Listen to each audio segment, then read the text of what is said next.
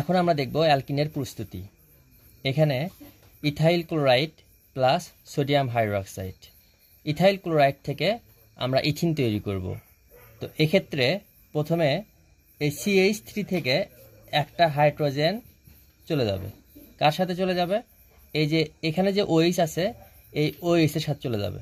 তাহলে এখানে হবে H আর OH, তাহলে এখানে লেখো H2O পানি। আর এখানে যে সোডিয়াম আছে আর এখানে আছে ক্লোরিন, এই সোডিয়াম আর ক্লোরাইড যুক্ত হয়ে হবে সোডিয়াম ক্লোরাইড প্লাস এখানে দেখো এই CH3 থেকে H চলে গেলে থাকবে CH2 আর এখানে CH2 আছে। আমরা জানি কার্বনের যোজনী জৈব যৌগে 4 হয়। এখানে কার্বনের সাথে 2টা হাইড্রোজেন আছে, তার মানে কার্বনের যোজনী এখানে 2। এই কার্বনের সাথেও 2টা হাইড্রোজেন আছে, অর্থাৎ এখানেও কার্বনের যোজনী 2। আমরা জানি কার্বনের যোজনী 4 করতে হলে এখানে আরো 2টা হাত দিতে হবে। এই যে 2টা হাত দিলে এখানে কার্বনের যোজনী এখন 4 হলো। H2 2টা আর এখানে 2টা হাত, 4টা যোজনী হলো। এখন এটা হলো আমাদের ইথিন, এটা একটা অ্যালকিন। তোমরা সিমিলার ওয়েতে প্রত্যেকটা প্রোপাইল ক্লোরাইড, বিউটাইল ক্লোরাইড থেকেও তোমরা সোডিয়াম হাইড্রোক্সাইড যোগ করে অ্যালকিন তৈরি করতে পারবা সিমিলার ওয়েতে। দেখো আমি কি করছি, যে ক্লোরিনটা যে কার্বনের সাথে থাকবে তার পাশের কার্বন থেকে একটা হাইড্রোজেন যাবে। এই হাইড্রোজেন এই OH মিলে হবে পানি। এক্ষেত্রেও তাই, এখানে যেখানে ক্লোরিনটা আছে যে কার্বনের সাথে তার পাশের কার্বন থেকে একটা হাইড্রোজেন চলে যাবে, এই জায়গা থেকে একটা হাইড্রোজেন যাবে। এই হাইড্রোজেন আর OH মিলে হবে H2O পানি। তারপরে দেখো এই সোডিয়াম আর এই যেখানে ক্লোরিন, এই দুইটা যুক্ত করে লিখবা সোডিয়াম ক্লোরাইড প্লাস এই যে ক্লোরিন যে কার্বনের সাথে ছিল তার পাশের কার্বন থেকে একটা হাইড্রোজেন চলে গেছে।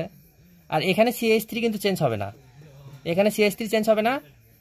এখানে CH থাকবে কারণ একটা হাইড্রোজেন চলে গেছে।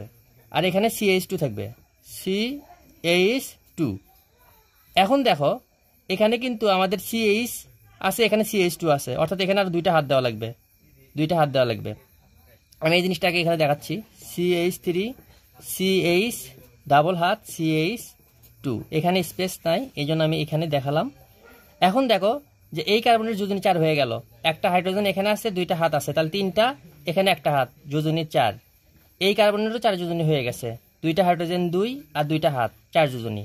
তো এটা একটা অ্যালকিন, এটার নাম হলো প্রোপিন। এবার দেখো আমরা এই যে বিউটাইল ক্লোরাইড থেকেও অ্যালকিন তৈরি করব সিমিলার ওয়েতে। ক্লোরিন যে কার্বনের সাথে থাকবে সেই কার্বনের পাশের কার্বন থেকে একটা হাইড্রোজেন চলে যাবে, তাহলে এই হাইড্রোজেন আর এই OH মিলে হবে পানি প্লাস এই সোডিয়াম আর ক্লোরিন হবে সোডিয়াম ক্লোরাইড প্লাস। এখন দেখো এই যে ক্লোরিনটা যে কার্বনের সাথে ছিল তার পাশে কার্বন থেকে একটা হাইড্রোজেন যদি চলে যায়, এখানে মূলত ডাবল বন্ধনটা হবে। এখানে CH3 CH2 এগুলো চেঞ্জ হবে না, তাহলে CH3 CH2 চেঞ্জ হবে না। এখানে CH2 থেকে একটা H চলে গেছে, H থাকবে, আর এখানে CH2 থাকবে। এখন দেখো এর যোজনী 4 হতে হলে এখানে একটা হাত, এখানে একটা হাইড্রোজেন, যোজনী হলো 2, এর মাঝখানে ডাবল বন্ধন দিতে হবে, তাহলে যোজনী 4 হয়ে গেল। তো এটার নাম হলো বিউটিন। এখন আমি একটা কমন কথা বলবো যে অ্যালকাইল হ্যালাইড, এগুলো প্রত্যেকটা ছিল অ্যালকাইল হ্যালাইড, কারণ আমরা জানি এই যে দেখো এই CH3 CH2 এটার নাম হলো অ্যালকাইল। আর এখানে ক্লোরিনটা মূলত ক্লোরিন ব্রোমিন, এগুলো মূলত হ্যালোজেন থেকে আসে, অর্থাৎ হ্যালোজেন গ্রুপের, এই জন্য এগুলোকে আমরা বলবো হ্যালাইড। অর্থাৎ এটা হলো অ্যালকাইল, এটা হলো হ্যালাইড। তাহলে অ্যালকাইল হ্যালাইডের সাথে তোমরা যদি সোডিয়াম হাইড্রোক্সাইড যুক্ত করো তাহলে তোমরা পাবা অ্যালকিন। দেখো এখানে একটা অ্যালকিন, এখানে একটা অ্যালকিন, এখানে একটা অ্যালকিন, এবং আরও পাবে তোমরা সোডিয়াম ক্লোরাইড প্লাস পানি। এভাবে আমরা অ্যালকিন তৈরি করতে পারবো। আমরা আরও অন্যভাবে অ্যালকিন তৈরি করতে পারবো, যেমন অ্যালকোহল থেকে অ্যালকিন তৈরি করব। অ্যালকোহল থেকে অ্যালকিন তৈরি করতে হলে সালফিউরিক অ্যাসিড যুক্ত করব। অ্যালকোহল যে কার্বনের সাথে সরাসরি যুক্ত থাকবে তার পার্শ্ববর্তী কার্বন থেকে একটা হাইড্রোজেন চলে যাবে। এই হাইড্রোজেন আর OH এটা হবে H2O প্লাস এখানে দেখো CH3 থেকে একটা হাইড্রোজেন চলে গেছে, তাহলে থাকবে CH2, আর এখানে CH2 আছে আগে থেকেই। এখন দেখো এর 4 যোজনী মিলাতে হলে ডাবল বন্ধন দিতে হবে, তাহলে এটা একটা ইথিন, এটা একটা অ্যালকিন। এবার আমরা দেখব এটা হলো ইথানল থেকে অ্যালকিন বা ইথিন। এবার দেখব আমরা হলো প্রোপানল থেকে অ্যালকিন তৈরি করব। দেখো সালফিউরিক অ্যাসিড এখানে আছে। সালফিউরিক অ্যাসিড যদি তুমি অ্যালকোহলে যুক্ত করো তাহলে এই OH যে কার্বনের সাথে থাকবে তার পরবর্তী কার্বন থেকে একটা হাইড্রোজেন চলে যাবে। তাহলে এই যে OH আর হাইড্রোজেন মিলে হবে H2O, পানি। আবার এখানে দেখো যে কার্বন থেকে হাইড্রোজেন চলে গেছে সেই কার্বনে থাকবে CH, কারণ এখানে দুইটা হাইড্রোজেন ছিল, একটা হাইড্রোজেন চলে গেছে।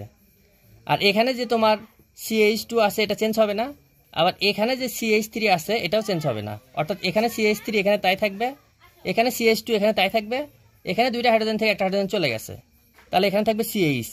এখন দেখো এখানে আমার আরেকটা হাত দেওয়া দরকার, কারণ কার্বনের যোজনী 4 মিলাতে হবে।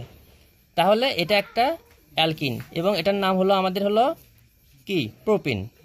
এবার দেখব আরেকটা যৌগ, যেমন আমরা যদি বিউটানলের মধ্যে সালফিউরিক অ্যাসিড দেই, সরাসরি OH যেখানে যুক্ত থাকবে যে কার্বনের সাথে তার পাশের কার্বন থেকে একটা হাইড্রোজেন চলে যাবে।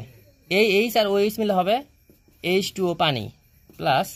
এবার দেখো এখানে যা আছে এগুলো চেঞ্জ হবে না, অর্থাৎ CH3 CH2 চেঞ্জ হবে না। এখানে CH2-র জায়গায় CH থাকবে, একটা হাইড্রোজেন চলে গেছে। আর এখানে CH2 যা আছে তাই থাকবে, এখানেও চেঞ্জ হবে না। এখন চার যোজনী মিলাতে হলে এখানে ডাবল দিতে হবে বন্ধন, তাহলে এটার নাম হলো বিউটিন। এটাই হলো অ্যালকিনের প্রস্তুতি।